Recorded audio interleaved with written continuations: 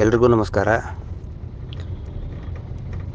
ಇವತ್ತು ಮಧ್ಯಾಹ್ನ ಒಂದು 3 ಗಂಟೆಗೆ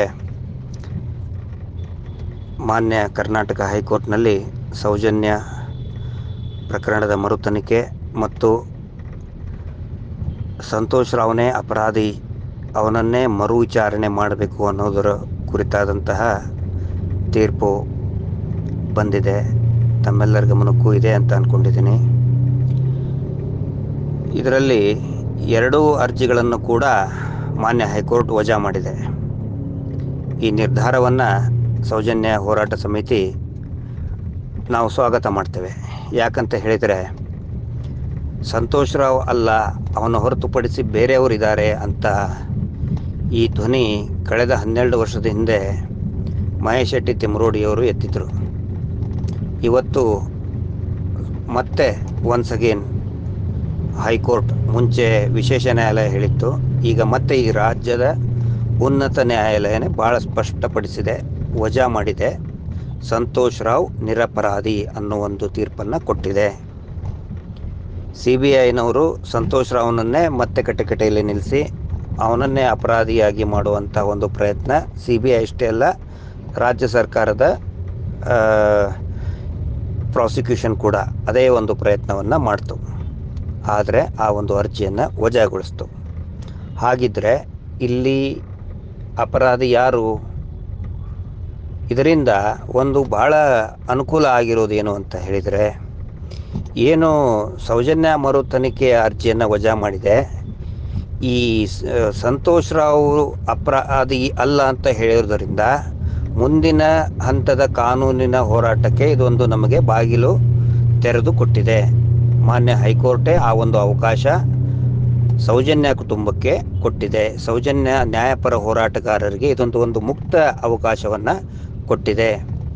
ಒಂದು ವೇಳೆ ಸಂತೋಷ್ ರಾವ್ನೇ ಮರು ವಿಚಾರಣೆ ಮಾಡಬೇಕಂತ ಹೇಳಿದರೆ ಭಾಳ ಕಷ್ಟ ಆಗ್ತಿತ್ತು. ಆದರೆ ಹೈಕೋರ್ಟಿಗೂ ಕೂಡ ಭಾಳ ಸ್ಪಷ್ಟವಾಗಿ ಗೊತ್ತಾಗಿದೆ, ನಾವು ಏನೇನೋ ಮಾಹಿತಿಗಳನ್ನು ಕೊಟ್ಟಿದ್ದೀವಿ, ಪ್ರಕರಣದ ಬಗ್ಗೆ ಎಲ್ಲೆಲ್ಲಿ ಸಾಕ್ಷಿಯನ್ನು ನಾಶ ಮಾಡಿದ್ದಾರೆ ಆ ಮಾಹಿತಿಗಳನ್ನು ಆಧರಿಸಿ ಸಂತೋಷ್ ರಾವ್ ನಿರಪರಾಧಿ, ಅವನ ಮೇಲೆ ಇದ್ದಂತಹ ಮೇಲ್ಮನವಿಯನ್ನು ತಿರಸ್ಕಾರ ಮಾಡಿದೆ.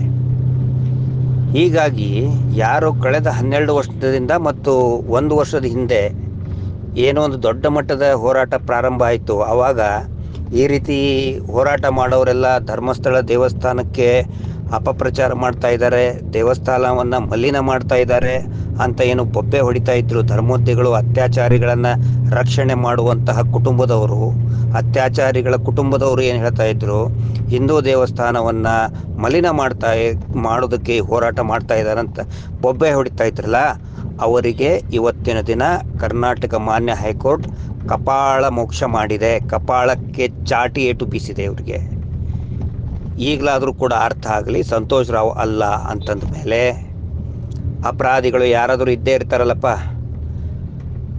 ಗಿಡ ಮರ ಗಾಳಿ ಏನು ಅತ್ಯಾಚಾರ ಮಾಡಿರಂಗಿಲ್ಲ, ಮನುಷ್ಯರೇ ಮಾಡಿದ್ದು, ಮತ್ತು ಯಾರವರು?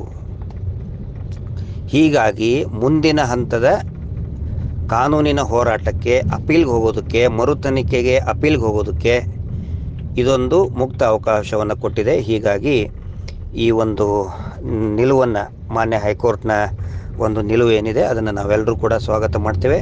ಈ ಮಾತನ್ನು ಸ್ವತಃ ಕೋರ್ಟ್ನಲ್ಲಿನೇ ಸೌಜನ್ಯಳ ತಂದೆಯವರು ಹೇಳಿದ್ದರು, ಸಂತೋಷ್ ರಾವ್ ಅಲ್ಲ, ಸಂತೋಷ್ ರಾವ್ ಆಗೋದಕ್ಕೆ ಸಾಧ್ಯ ಇಲ್ಲ ಅಂತ. ಇವತ್ತು ಅದೇ ಮಾತನ್ನು ಹೈಕೋರ್ಟ್ ಪುನರುಚ್ಚರಿಸಿದೆ. ಏನು ಮಹೇಶ್ ಶೆಟ್ಟಿ ತಿಮ್ರೋಡಿ ಅವರು ಹೇಳಿದ್ರು ಅದೇ ಮಾತನ್ನು ಮಾನ್ಯ ಹೈಕೋರ್ಟ್ ಪುನರುಚ್ಚರಿಸಿದೆ. ಇದರಿಂದ ಯಾರು ಅತ್ಯಾಚಾರಿಗಳನ್ನು ರಕ್ಷಣೆ ಮಾಡುವಂಥ ಕುಟುಂಬಕ್ಕೆ ಕಪಾಳ ಮೋಕ್ಷ ಕೊಟ್ಟಂಗಾಗಿದೆ. ಧರ್ಮ ಸಂರಕ್ಷಣಾ ಯಾತ್ರೆಯಲ್ಲಿನೇ ಅವರು ಹೇಳಿದರು, ನಮ್ಮ ಶಿವಗಣಗಳು ಸಂಶೋಧನೆ ಮಾಡಿಬಿಟ್ಟಿದೆ, ನಮ್ಮ ಶಿವಗಣಗಳು ಸಂಶೋಧನೆ ಮಾಡಿ ತೋರಿಸ್ಬಿಟ್ಟಿದ್ದಾರೆ ಸಂತೋಷ್ ರಾವ್ನೇ ಅಂಥೇಳಿ. ಆ ನಂತರ ಇನ್ನೊಬ್ಬ ರಿಟೈರ್ಡ್ ಆಫೀಸರ್ ಒಬ್ಬರು ಇಬ್ಬರನ್ನ ಯೂಟ್ಯೂಬ್ ಮುಂದೆ ತಂದು, TV ಚಾನಲ್ ಮುಂದೆ ತಂದು ಸಂತೋಷ್ ರಾವ್ನೇ ಮಾಡಿದ್ದು ಅಂತ ಹೇಳ್ತಾ ಇದ್ರು. ಆ ನಂತರ ಇನ್ನೊಂದು TV channel, satellite TV channel episode ಗಟ್ಟಲೆ ಮಾಡ್ತು. ಸಂತೋಷ್ ರಾವ್ ಅವನೊಬ್ಬನು ಫ್ರಾಡ್ MD ಹೋಗಿ ಹೇಳಿದ, ಅಣ್ಣಪ್ಪ ಸ್ವಾಮಿ ಬೆಟ್ಟದಲ್ಲೇ ಹೋಗಿ ಹೇಳಿದ ಸಂತೋಷ್ ರಾವ್ನೇ ಮಾಡಿದ್ದು ಅಂಥೇಳಿ. ಅವರೆಲ್ಲರಿಗೂ ಕೂಡ, ಯಾರು ಅತ್ಯಾಚಾರಿಗಳನ್ನು ರಕ್ಷಣೆ ಮಾಡೋಕ್ಕಿದ್ರು ಅವರೆಲ್ಲರಿಗೂ ಕೂಡ ಕಪಾಳ ಮೋಕ್ಷವನ್ನು ಕೊಟ್ಟಿದೆ. ಮುಂದಿನ ಹಂತ ಬಹಳ ಗಂಭೀರವಾಗಿರ್ತದೆ. ಬಹಳ ಪರಿಣಾಮಕಾರಿಯಾಗಿರ್ತದೆ. ಹೀಗಾಗಿ ನಮ್ಮೆಲ್ಲ ಸೌಜನ್ಯ ನ್ಯಾಯಪರ ಹೋರಾಟಗಾರರಿಗೆ ಏನು ಒಂದು ತಾವೆಲ್ಲರೂ ಮಹೇಶ್ ಶೆಟ್ಟಿ ತಿಮ್ಮರೋಡಿಯವರ ನೇತೃತ್ವದಲ್ಲಿ ಒಂದು ದೊಡ್ಡ ಮಟ್ಟದ ಅಲೆಯನ್ನು ಎಬ್ಬಿಸಿದ್ವಿ. ಇದು ನಿಜವಾಗಲೂ ಕೂಡ ಇವತ್ತು ಪರಿಣಾಮಕಾರಿಯಾಗಿದೆ. ಹೀಗಾಗಿ ಹೋರಾಟದಲ್ಲಿ ಭಾಗಿಯಾದಂತಹ, ಪ್ರತ್ಯಕ್ಷವಾಗಿ ಪರೋಕ್ಷವಾಗಿ ಸಹಕಾರ ಕೊಟ್ಟಂತಹ ಪ್ರತಿಯೊಬ್ಬ ಜನಸಾಮಾನ್ಯರಿಗೂ ಕೂಡ ಸೌಜನ್ಯ ಹೋರಾಟ ಸಮಿತಿಯ ಪರವಾಗಿ ನಾವು ಧನ್ಯವಾದಗಳನ್ನು ಹೇಳ್ತೇವೆ. ಇದು ತಾರ್ಕಿಕ ಅಂತ್ಯ, ತಾರ್ಕಿಕವಾದಂತಹ ಪರಿಣಾಮ ಕೊಡುವ ನಿಟ್ಟಿನಲ್ಲಿ ಈ ಹೋರಾಟ ಸಾಗಿದೆ. ಈ ಹೋರಾಟಕ್ಕೆ ಸಹಕಾರ ಕೊಟ್ಟಂತಹ ತಮ್ಮೆಲ್ಲರಿಗೂ ಧನ್ಯವಾದಗಳು. ಮತ್ತು ಇದೇ ರೀತಿಯಾದಂಥ ಒಂದು ನೈತಿಕ ಬೆಂಬಲ ಎಲ್ಲ ಜನಸಾಮಾನ್ಯರ ಕಡೆಯಿಂದ ನ್ಯಾಯಪರವಾದಂಥ